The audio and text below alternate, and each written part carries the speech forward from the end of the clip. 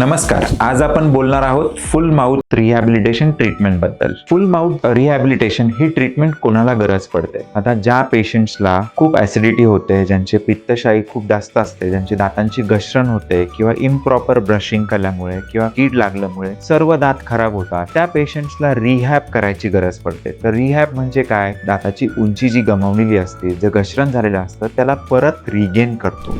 पूर्वीच्या काळी या ट्रीटमेंटसाठी खूप अवधी लागायचा, खूप वेळ लागायचा. तर आज आपण डिजिटल टेक्नॉलॉजीचा वापर करून ही ट्रीटमेंट एकदम स्मूथली आणि फास्ट प्रोसेसने करू शकतो. प्लस याच्यात ॲक्युरसी, प्रिसाइज्ड आहे. तर वन ऑफ द केस आपण ह्याबद्दल बोलतोय की ह्या पेशंट्सला दातांची उंची खूप कमी झालेली होती, घसरण झालेलं होतं. ह्या पेशंट्सचं आपण हे 3D इम्प्रेशन घेतलेलं आहे. पेशंटला वेदना न होता, काही डिस्कम्फर्ट न होता हे आपण स्कॅन केलेलं आहे आणि याला आपण आपल्या सॉफ्टवेअरच्या माध्यमातून याला डिझाईन करून याला दात टेम्पररी स्वरूपात तयार केलं.